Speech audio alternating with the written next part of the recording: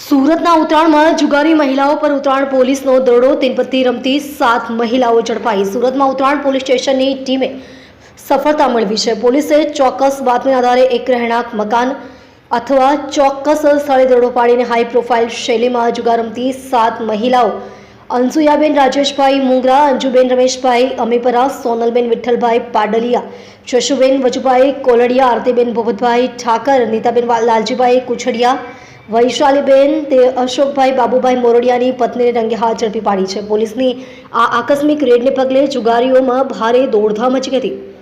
ઉત્તરાયણ પોલીસે ઘટનાસ્થળથી જુગારના સાહિત્ય તરીકે પાનના પત્તા, મોટી માત્રામાં રોકડા રૂપિયા અને અન્ય કિંમતી ચીજવસ્તુઓ સહિત કુલ રૂપિયા 1,22,250નો મુદ્દામાલ જપ્ત કરી કાયદેસરની કાર્યવાહી હાથ ધરી છે। જુગાર રમતી 7 મહિલાઓ ઝડપાઈ।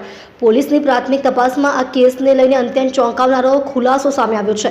સામાન્ય રીતે જુગારના કેસમાં પકડાતા લોકો સામાન્ય ગુનેગારો હોય છે, પરંતુ આ કેસમાં પકડાયેલી તમામ 7 મહિલાઓ કોઈ નવશીખી નથી, પણ રીઢી જુગારી છે। પોલીસ રેકોર્ડ મુજબ આ તમામ મહિલાઓ અગાઉ પણ અનેક વખત નસીબ અજમાવવાના આ ગેરકાયદેસર વ્યવસાયમાં સુરત શહેર તેમજ સુરત ગ્રામ્ય જિલ્લાના જુદા જુદા પોલીસ સ્ટેશનોના ચોપડે ચડી ચૂકી છે।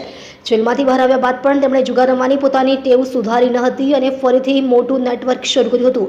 ઉત્તરાયણ પોલીસે મહિલાઓને જુગાર રમતા ઝડપી પાડી। મહિલાઓ દ્વારા ચલાવવામાં આવી રહેલા આ જુગારધામ પર ત્રાટકેલી ઉત્તરાયણ પોલીસે પકડાયેલી તમામ 7 મહિલા આરોપીઓ અંસુયાબેન રાજેશભાઈ મુંગરા, અંજુબેન રમેશભાઈ અમીપરા, સોનલબેન વિઠ્ઠલભાઈ પાડલિયા, જશુબેન વજુભાઈ કોલડિયા, આરતીબેન ભૂપતભાઈ ઠાકર, નીતાબેન લાલજીભાઈ કુછડિયા, વૈશાલીબેન તે અશોકભાઈ બાબુભાઈ મોરડિયાની પત્નીના વિરુદ્ધ જુગાર ધારાની વિવિધ કડક કલમો હેઠળ ગુનો નોંધી તેમની સત્તાવાર ધરપકડ કરી લીધી છે।